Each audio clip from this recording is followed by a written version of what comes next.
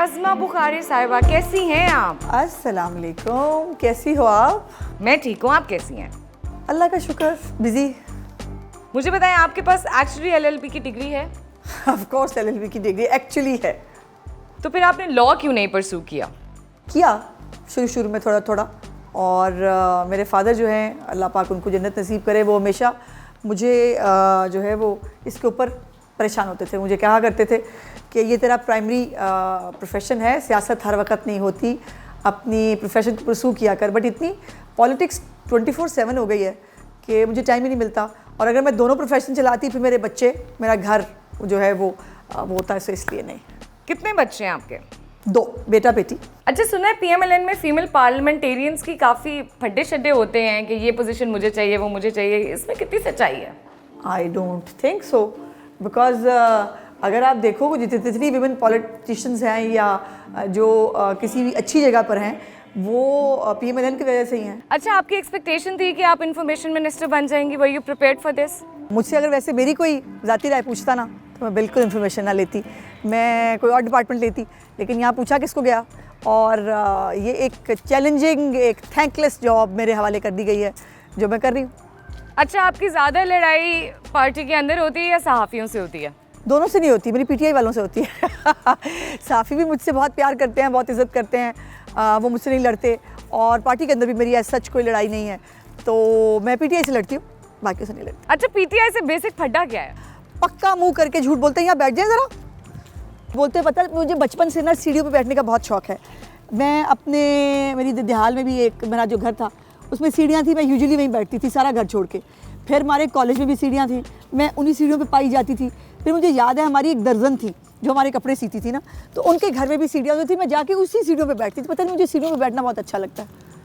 तो आप अपना ऑफिस भी कभी कभी सीढ़ियों पे शिफ्ट कर लेती हैं? मैं मलंग आदमी हूँ, बिलीव मी, कि एक होता ना वो टिप टाप और शब शबे वाला, मुझे कोई शौक ही नहीं है। मैं बिल्कुल मलंग आदमी हूँ, जहाँ जगह मिल जाए, जैसे जगह मिल जाए मैं वहीं बैठ जाती हूँ। फिर दोस्त आपा के रूम में एक मेकअप, ऑफिस में मेकअप रूम होता था, आपका मेकअप रूम किधर है? मैं नहीं करती मेकअप रूम शूम, तो मैंने पहले कभी नहीं बनाया, मजबूरी होती है। अब कैमरे के लिए आपको थोड़ा बहुत मेकअप करना पड़ता है, और मैं उतना ही मेकअप करती हूँ जितना कैमरे के लिए ज़रूरी है, और दिन में एक दफ़ा करती हूँ। उसके बाद सारा दिन ऐसे ही चलता है। चलिए हम थोड़ा विजिट भी करते हैं साथ साथ। मुझे ये बताएं कि सबसे चैलेंजिंग चीज़ क्या है इन्फॉर्मेशन मिनिस्ट्री में? सच और झूठ जो है ना, उसको जांचना। और उसके ऊपर ये हमारी जो इस वक्त प्रॉब्लम ये है, सोशल मीडिया हो या वैसे पब्लिकली हो, झूठ बहुत ज़्यादा बिकता है, झूठ बहुत ज़्यादा सर्कुलेट होता है। और इसीलिए मुझे ज़्यादा चैलेंजिंग काम है कि रोज़ भाई इतनी तवातर से झूठ बोलते हैं ये पीटीआई वाले। अच्छा, कौन से ऐसे चैलेंजेस हैं जो फीमेल पॉलिटिशियंस फेस करती हैं और मेल पॉलिटिशियंस नहीं करते? एक तो हरासमेंट भी कह सकते हैं। हरासमेंट बहुत तरह की होती है, ये नहीं है कि ख़वातीन को एक ही तरह की हरासमेंट होती है। हरासमेंट ये भी है कि आपको आपकी प्लेस ना दी जाए, आपको जो है वो सिलेक्टेड कहा जाए, आपको रिज़र्व सीट्स पे, खैराती सीटों पे आने वाले कहा जाए। मैं इसको हरासमेंट मानती हूँ, और ये एक चैलेंज है वुमेन पॉलिटिशियंस का बहुत ज़्यादा। औरत मार्च के बारे में आपका क्या ओपिनियन है? Aurat March is good as far as उनका गोल इज़ कंसर्न। मैं बिल्कुल उससे स्पेसिफिक हूँ, मैं उससे अग्री करती हूँ। बट समटाइम्स मुझे लगता है थोड़ा सा बाउंड्री से बाहर चली जाती है बात, कुछ पोस्टर्स की हद तक। मैं बहुत बड़ी फेमिनिस्ट हूँ, लेकिन मैं समझती हूँ कि फेमिनिस्ट होने का मतलब कोई लड़ाई झगड़ा नहीं है, कोई एट वॉर होना नहीं है मर्दों के साथ। मर्द भी उतने इम्पॉर्टेंट हैं जितनी हम ख़वातीन इम्पॉर्टेंट हैं, और हम सब को, मर्द और औरत को मिल के घर और सोसाइटी दोनों बनाने पड़ेंगे। आपने रिसेंटली वॉकआउट किया पंजाब असेंबली से, किस्सा क्या हुआ, क्यों वॉकआउट करना पड़ा? बदतमीज़ी, फिर से वही। और मैं डिप्टी स्पीकर साहब को गुजारिश कर रही थी कि जनाब ये एक तो बुली करते हैं। मज़े की बात यह है कि पीटीआई के जो हमारे एमपीएस आए हैं ना, वो पता नहीं आ गए हैं, बस उनकी मतलब खुशकिस्मती उनकी और बदकिस्मती हमारी कि वो आ गए। और उनको बिल्कुल नॉर्म्स नहीं पता, उनको कोई एटिकेट्स नहीं मालूम कि असम्बली में कैसे बैठते हैं। वो ऐसे लगता है जैसे गली मोहल्ले के गुंडे हैं ना, वो गुंडे गली में खड़े होके औरतों पे जुमले कस रहे हैं, बदतमीज़ी कर रहे हैं। और उसने जो है वो मुझ पे लानत भेजने का इशारा किया। मैंने डिप्टी स्पीकर साहब को गुजारिश की, डिप्टी स्पीकर साहब ने नहीं सुनी, फिर मैं खामोशी से बाहर चली गई। फिर और क्या करती, अब ये गंदगी के साथ बैठना तो मेरे लिए पॉसिबल नहीं था। अच्छा, tell me one thing you don't like about PMLN। I don't like about PMLN, I don't think ऐसी कोई चीज़ है जो आई डोंट लाइक। मुझे पहले ये था कि PMLN जो है वो बहुत प्रो वुमन उनकी पॉलिसीज़ नहीं हैं या बहुत औरतों को मौका नहीं मिलता। लेकिन मरीम नवाज शरीफ साहिबा के आने के बाद से और जब मैंने पॉलिटिक्स ज्वाइन की PMLN को 2013 में, तो उसके बाद से इतना बड़ा रिमार्केबल चेंज है PMLN के अंदर। बल्कि मैंने जैसे कहा कि अगर कोई प्रो वुमन और आपने कोई प्रोग्रेसिव अगर आपने कोई पार्टी देखनी है वो PMLN है। क्या इस दफ़ा जनूबी पंजाब सूबा बनेगा? देखो, जनूबी पंजाब सूबा बनना चाहिए, इसके बारे में हम एक रेजोल्यूशन कर चुके हैं ऑलरेडी पंजाब असम्बली से, और वो रेजोल्यूशन जो है वो अब नेशनल असम्बली के पास है। इसका एक प्रोसेस होता है कि जो कंसर्न सूबा है वो अपनी रेजोल्यूशन पास करता है, फिर उसके बाद आइन में तरमीम होती है, उसके लिए आपको ज़्यादा 2/3 मेजॉरिटी चाहिए, और नेशनल असम्बली जो है उसके अंदर आपको जो है वो लेजिस्लेशन करनी है।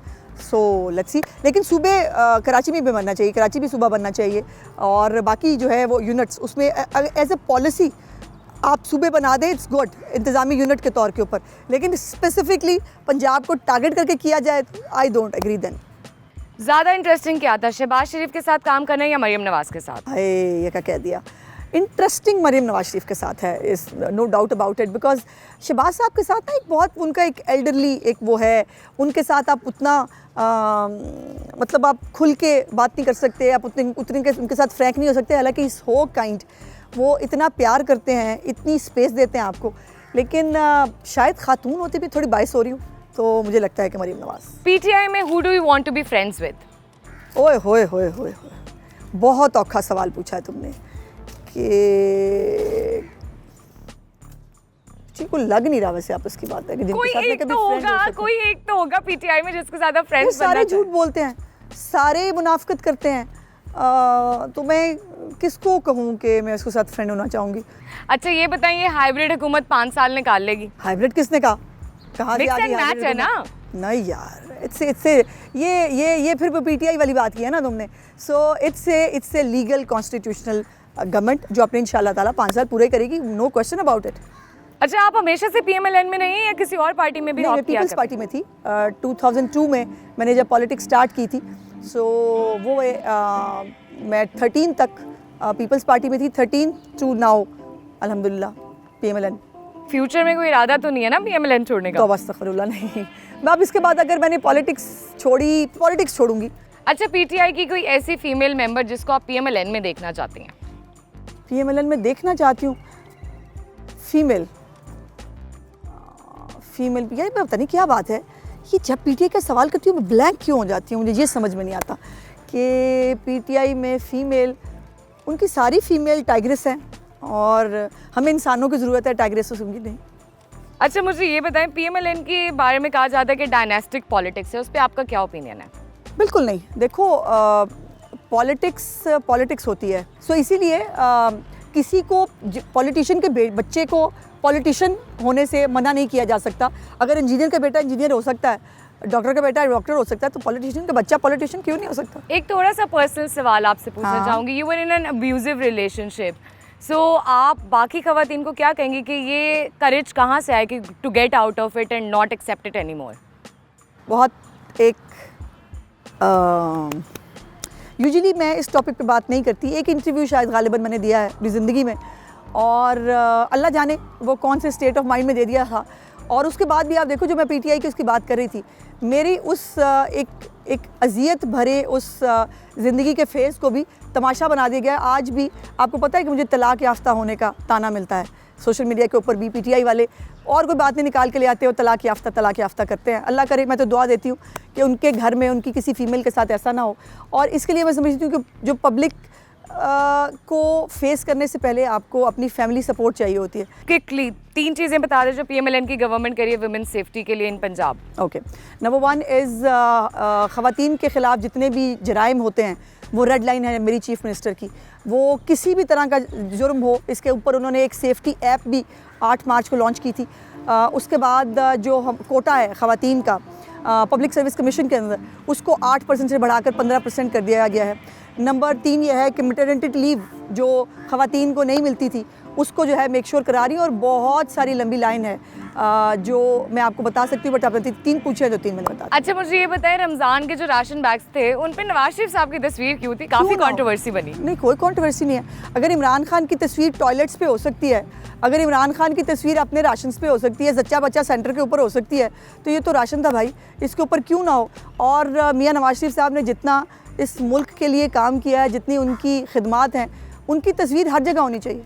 अच्छा एक चीज़ जो आपको लगता है कि PMLN में डेफिनेटली चेंज होनी चाहिए, something about their politics, policies या कुछ भी जो आपको लगता है? नहीं, चेंज नहीं, लेकिन मैं समझती हूँ कि जो वुमेन एम्पावरमेंट है, अब तो खैर मरीम नवाज शरीफ साहिबा के बाद अब तो हम पे इल्ज़ाम लगता है कि पंजाब औरतें चला रही हैं, और ये बड़ी तकलीफ़ होती है। वैसे मैं बताऊँ, हमारी पार्टी के अंदर भी है, हमारी पार्लियामेंट्री पार्टी पे भी लोग कहते हैं कि जी औरतें पंजाब चला रही हैं, और अच्छा चला रही हैं अल्हम्दुलिल्लाह। जितना अच्छा पंजाब चल रहा है, मैं तो समझती हूँ सारे सूबे औरतों को दे देने चाहिए। अच्छा ये बताएं, एक पॉलिटिशियन जो आपको बिल्कुल पसंद नहीं है?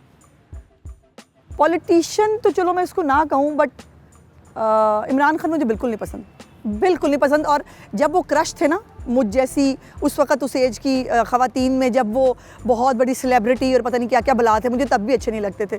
और मैं शायद वाहिद वो जो है ना वो टीनेजर होंगी जिसने इमरान खान को उस वक़्त भी शौकत खानम के नाम पे भी एक पेनी नहीं दी थी। अच्छा तो फिर आपका क्रश कौन था टीनेज में? क्रश नहीं था, लेकिन मुझे रमीज़ राजा अच्छे लगते थे, अब वो भी नहीं अच्छे लगते बाय द वे। एक्टर्स में भी कभी किसी पे क्रश नहीं रहा? अमिताभ बच्चन बहुत अच्छे लगते थे, मुझे नदीम बहुत पसंद थे, हालांकि वो मेरी एज से थोड़ा पहले के थे, बट मुझे अच्छी चॉकलेटी से अच्छे खूबसूरत इंसान अच्छे लगते थे। अच्छा favourite politician 3 options, Zardari, Imran Khan और शेख रशीद। तौबा अस्तगफिरुल्लाह, अब तुम ये देखो ना, अब तुम ना करने वाली बातें कर रही हो, अब फिर वो ये मेरी तरफ से जवाब है।